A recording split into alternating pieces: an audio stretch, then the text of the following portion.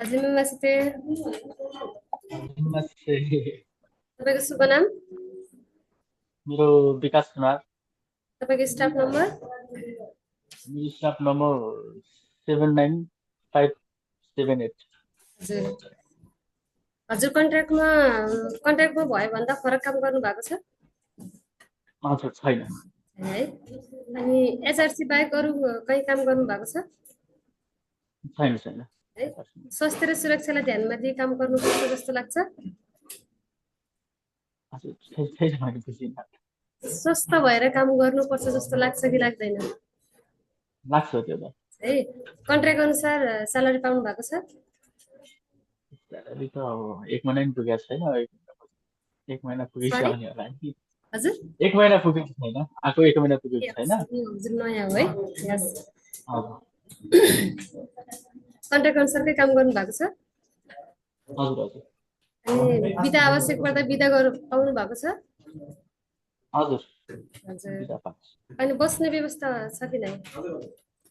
बस्ने व्यवस्था नि छ।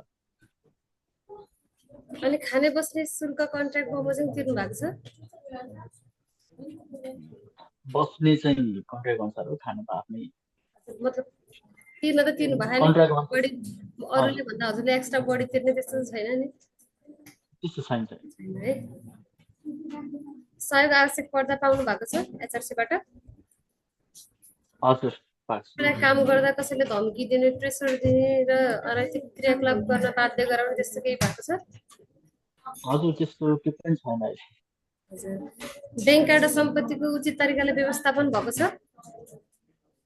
हजुर हजुर हजुर। जाइरो कार्ड र पासपोर्ट तपाईँ आफूसँगै छ?